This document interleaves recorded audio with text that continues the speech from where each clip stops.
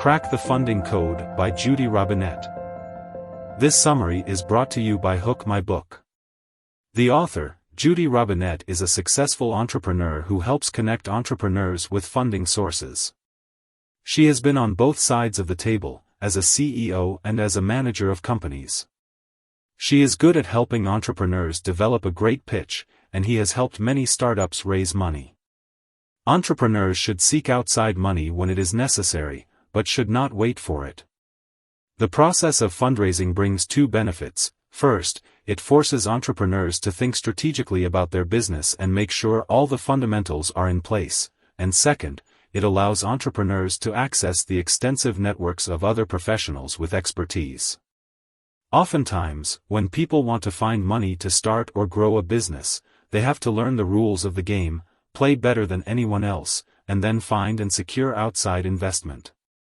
Crack the Funding Code is a book that tells entrepreneurs all of this and more, including advice on where to look for funding, how to present themselves, and what to do if they face a lot of rejection. Entrepreneurs need access to information, expertise, and money to get their businesses off the ground. They also need to build a network of connections to get the funding they need. A startup entrepreneur has many funding options, but personal savings and credit can run out quickly, and friends and family can only provide a finite amount of money. The next logical option is to borrow money from a local bank. If you have the collateral necessary, and your local bank is still around, then you're fairly well positioned to get financing. However, there are a variety of other funding sources that startup entrepreneurs should be aware of, such as venture capitalists, micro or seed stage venture capitalists, angel investors, super angels, angel syndicates, and family offices. It is easier for startups to get funding by way of crowdfunding platforms like Kickstarter and AngelList, as well as P2P online platforms like Lending Club, Prosper, and Upstart. There are a few things you need to do to get investors interested in your business: have a good product, have a good founder, have a solid business plan, and have a good network of connections. Having these things can make it easier for you to get introductions to investors.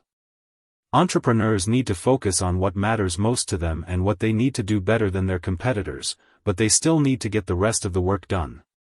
Advisors and industry experts can provide wider business expertise and viewpoint so that entrepreneurs can focus on what makes them truly unique.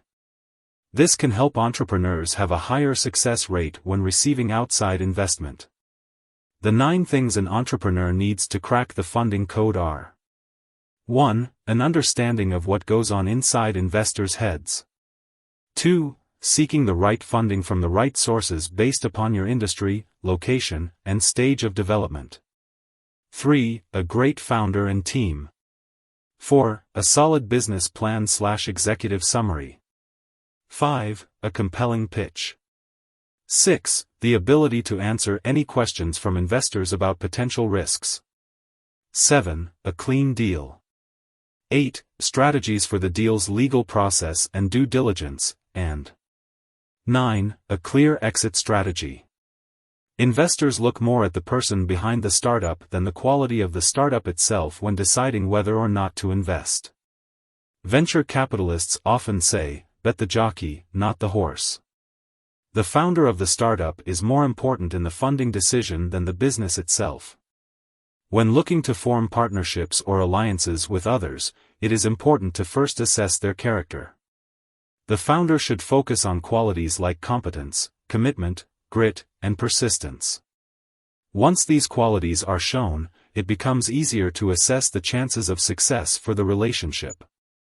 Character is also important because many investors are looking for long-term relationships with the founders and their companies. John Livesey is a successful entrepreneur who often speaks about the importance of confidence for any startup founder. He says that if you don't have the confidence to attract the right members to your team, convince investors that your idea is worth investing in, or make it through the challenges that inevitably show up, you will not get a yes from anyone. He also recommends an exercise called stacking your moments of certainty, in which you focus on past successful events to increase your confidence. Finally, he warns against appearing overconfident or arrogant to investors. Being overconfident can prevent you from being able to hear valid advice or objections from the very people who may be able to help you make your company better. Many red flags or deal breakers can occur during any stage of the investment process, but they are especially important to watch for during the pitch.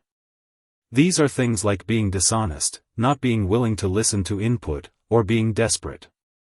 By avoiding these red flags, you can build a strong relationship with your investors and get them to invest in your startup. An angel investor is a wealthy person who invests in startups. They typically invest in exchange for equity or sometimes for a combination of debt and equity. Angels are typically more ethnically and gender diverse than venture capitalists. Angels invest in a wider range of startups than venture capitalists, and their primary focus is quality deal flow, not making a high return on investment. VCs are people who invest other people's money in companies. They usually invest in companies in exchange for equity, not debt. There are hundreds of VC firms in the US, and only a few are considered top tier.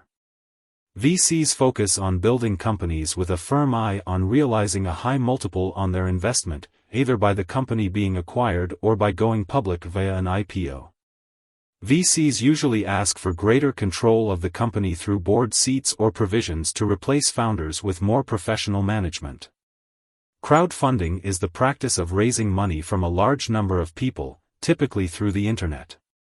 Two recent trends have directly affected startups looking for funding: peer-to-peer online lending platforms, which put people and companies needing money together, and the Jobs Act, which allowed companies to use online crowdfunding as a means to sell equity in their business to accredited investors. Since the passage of the Jobs Act, over $100 million in capital commitments has been raised in the United States through equity crowdfunding. An STO is like a mix of an IPO and crowdfunding, where investors buy tokens that represent their equity share in a company. These tokens are liquid from the first moment of purchase, and the value of the tokens can go up or down depending on the success or failure of the company. There are 4 ways to make fundraising more efficient and effective. First, you need to know your numbers.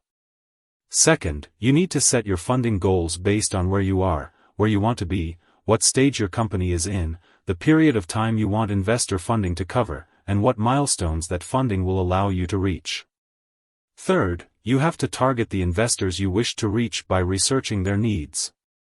Fourth, you need to understand the funding process and create a roadmap that will help you maximize the time you spend on the actual fundraising. Entrepreneurs who appear on Shark Tank typically have a clear idea for a product or service, and need money to get it off the ground. They must figure out how much money they will need to raise and how long it will take to repay that money. They also need to know their business capital structure, which includes the amount of debt and equity they have used so far and the order in which they will be repaid. A strategic plan is created to get in front of investors that will fund your business at its current stage. A timeline is created to keep track of how long it will take to raise the capital you need. A lead investor is chosen to lead the fundraising campaign. Seed funding is just what it sounds like: money to grow the seed of your business until it becomes viable. Seed funding may help you turn your demo product into a more workable iteration, for example, or help you hire a key team member. Depending on your business, seed funding can be anywhere from $10,000 to $750,000. The next funding round is called an angel round. An angel is an investor that invests in early-stage businesses. An early-stage business is a business that has not yet been acquired or gone out of business. A Series A round is the next funding round. Series A investors are usually VCs or angel groups. The process of raising money for a Series A round often takes longer than a seed round and is more complex.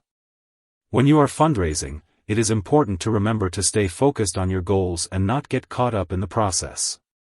Once you have reached your funding goals, it is better to take the money and put it to work. Your business will be in better shape and you will get better terms. A startup founder may not have many connections to the angel investment and venture capital worlds, but they may have strong connections to other young startup founders. They may also have strong connections to people in their geographical area. To find investors, the startup founder should actively seek out connections with people in the angel investment and venture capital worlds and other high-level professionals. They should also let their friends and family know that they are looking for investors and ask for their help. To reach investors, you can attend entrepreneurial conferences, competitions, capital conferences, panels that feature investors, and venture fairs. You can also look for demo day events held by incubators and accelerators. LinkedIn and social media can also be used to connect with potential investors. Having an active social media presence yourself can help investors get to know you better. Founders must be comfortable with risk, confident in their ability to overcome adversity, and have a clear vision for their company. Values play an important role in shaping the company's priorities and culture, and communicating a clear vision is key to inspiring team members and attracting investors. A company will typically have a core team of enthusiastic individuals who are motivated to work long hours, but this team may not have the depth of expertise or the ability to navigate the path to market effectively. Advisors are important partners for the founder, who provide expertise that the team may not have in-house but who are compensated with common shares, similar to the management and employees. As the company matures, it will be necessary to create a 5-member board of experienced individuals who represent the investors, but until then, advisors are a better fit. Investors or lenders read an executive summary first to get a general idea of the company and what they are investing in. It should summarize the key elements of the business in 1 or 2 pages. The key points to make in this section are: 1. The problem the startup is solving and how much pain it is causing its customers. 2. The new and different solution the startup offers. 3. The target market and how large it is. 4. The competition and how the startup plans to stay ahead. 5. The business goals for the next 1, 3, and 5 years. 6. Financial highlights, including revenue, sales, profit margin, costs, cash burn, how much capital the startup is seeking, how it will be used, and how it will make the business profitable. 7. The company's management team, organizational chart, and key suppliers, the startup's expenses and how much it needs to raise to start operations. 8. The startup's financial plan, which includes an estimate of capitalization needs. Finally, investors want to see a clear business plan, realistic milestones, and a plan for repaying investors. You should also have a clear exit strategy and explain how the money you are asking for will be used. End of the summary. Thanks for listening.